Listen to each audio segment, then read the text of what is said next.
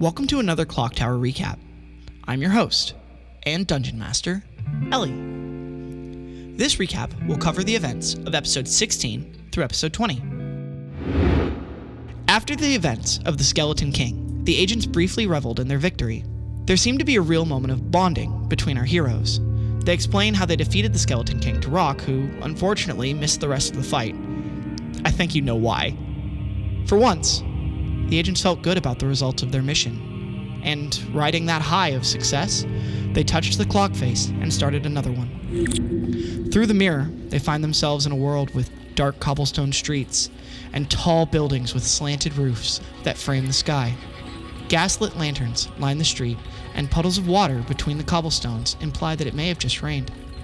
The road they are on seems mostly empty, with only a few people that they can see. Those people remind them of the ones that they saw in the medieval town that they once visited, but maybe a little bit more well-dressed. An orc in a bowler cap bids them good evening, while a nearby elf questions why they're standing in the middle of the road. Before they can answer, however, they hear a loud, pained scream echo throughout the city, the sound of ultimate suffering. They rush forward in the direction of the scream to find a small bird-like person on their knees grieving over the dead body of what looks like a fellow ClockTower agent.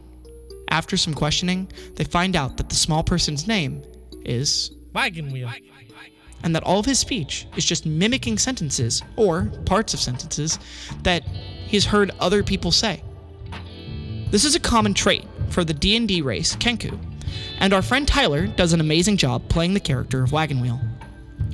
Though we will try, as always, to include the important details of the episodes in this recap, what really makes Wagonwheel great is Tyler's performance, and the way that much of Wagonwheel's backstory has to be pieced together from different sentences and lines that he says. So, we strongly recommend that you not skip this arc, if you can at all help it, or if you have the time. They discover that the dead man was murdered by some kind of cult, a cult that Wagonwheel seems to be connected to, as he mentions the cult and then refers to himself as traitor, assumedly in the voice of one of the cultists. The group learns that the man's name was Alex, and that he was indeed a ClockTower agent. My name is Alex. I'm from the ClockTower. The group convinces Wagonwheel to take them to this cult, which has taken root in the nearby temple of Ellinthris. This turns out to be a terrible idea. The temple has, at its peak, a massive, ominous fireball. It isn't long before the party is discovered by the cult, and that fire is turned against them. Though some of them survive the initial blast, they're soon surrounded by cultists and overwhelmed by fire, eventually destroyed. The agents wake up in the clock tower, annoyed at being burned to death yet again. They restart the mission quickly. They return to Wagonwheel, trying to see if they can get there soon enough to save Alex. Unfortunately, it seems that their arrival is directly connected to Alex's death, as the group explains rather insensitively to Wagonwheel that they've already met, and that they're here to help, being from the clock tower. Hey, Wagonwheel. Wagonwheel? We're ClockTower agents. Eventually, they manage to gain his trust again. Wagonwheel collapses briefly under the weight of everything that has happened. They ask him if there is somewhere safe they can go to talk more. He leads them to the attic room of a nearby inn. Inside, they find and read Alex's journal. Through its pages, they discover that Alex destroyed his own pocket watch to gain some more time on the mission, and in so doing, stranded himself away from the clock tower, no longer able to leave this world or wake up on the couch if he died. He spent the rest of his life traveling with Wagonwheel and trying to stomp out the remains of the cult that was eventually his undoing. In his journal, he also remarks that he hopes the others are okay, implying that he isn't alone and that there were other groups of ClockTower agents out there. Sam attempts to get Alex's body up from the street and up to the room so that he can rest with some dignity. After a failed attempt, he asks the others for help and they get it done. Wagonwheel, perhaps seeing this or maybe just with time, trusts the group a little bit more and decides to show them a hidden map that had been Alex's last plan. The plan is to sneak into the church and destroy the cult. The plan is mostly in ClockTower runes, and all the agents take turns trying to read Alex's notes to varying levels of success. Except for Jaeger, who realizes in that moment, with everyone watching, that not only can he not read ClockTower runes, he doesn't know how to read at all. He crumples up the map and in frustration throws it outside. Rock is shocked and after screaming, "Jaeger!" at their teammate, rushes down to the street to retrieve the map.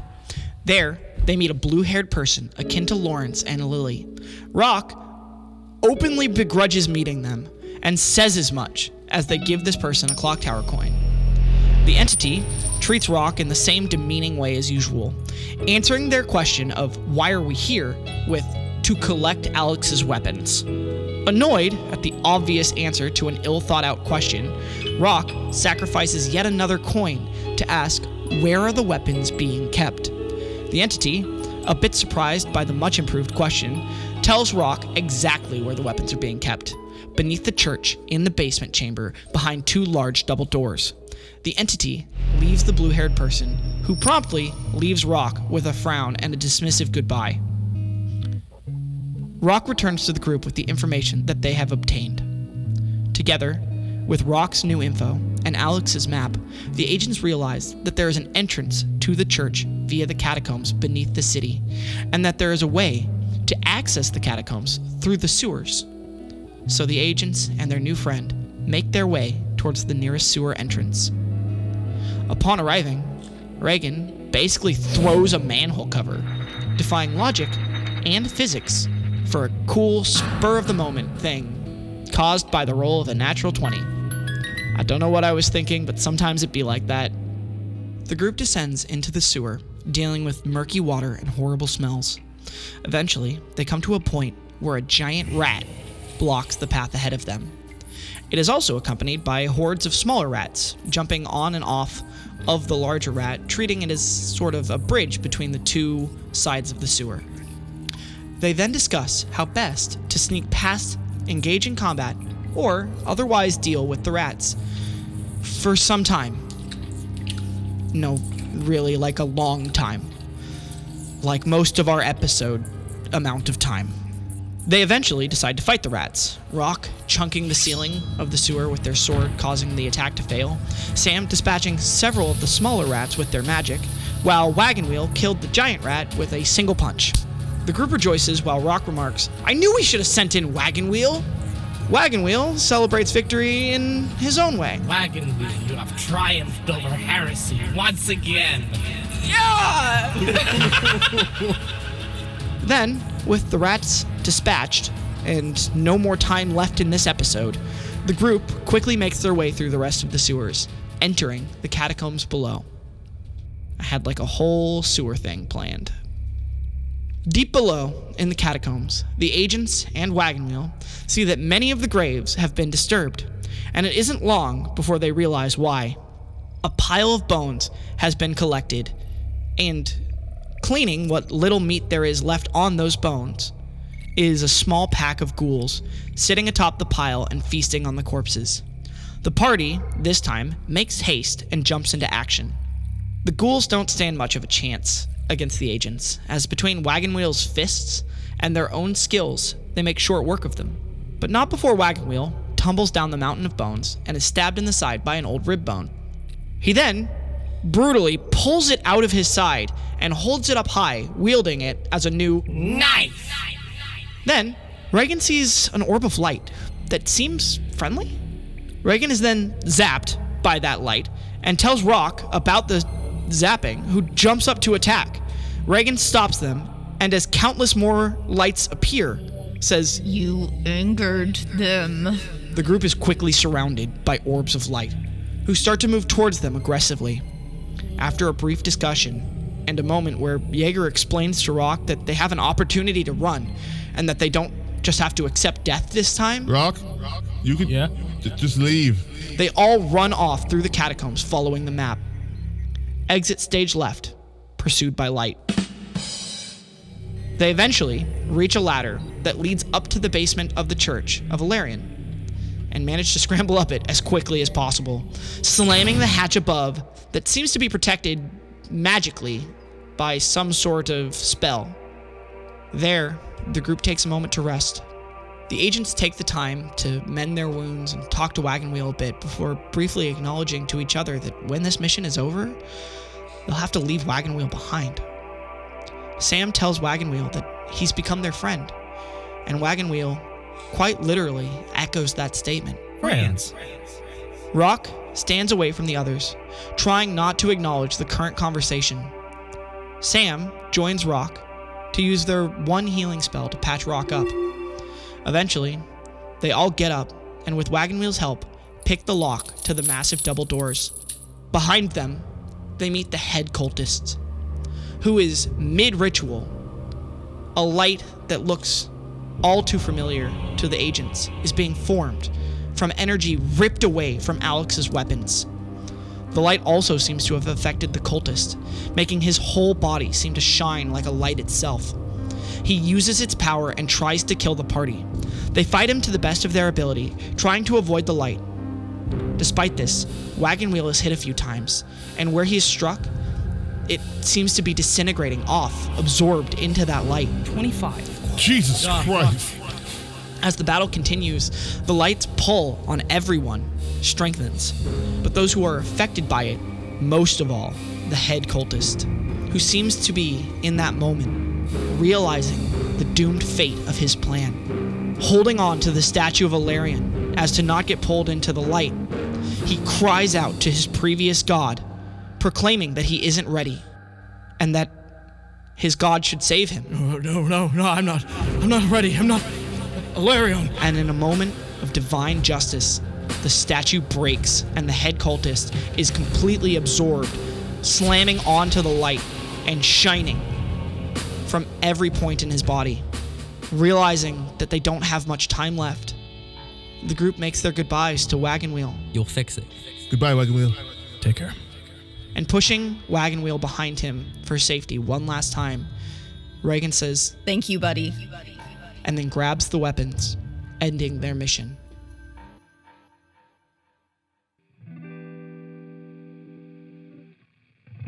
Thanks for listening to this recap. If you're a fan of the show, or support us on Patreon, we really appreciate you. If you can't subscribe to Patreon and want to help support the show, please share the show with your friends. Make a post about it, hype us up. One of the hardest parts about producing this podcast is just getting people to find it. So please, help us spread the word.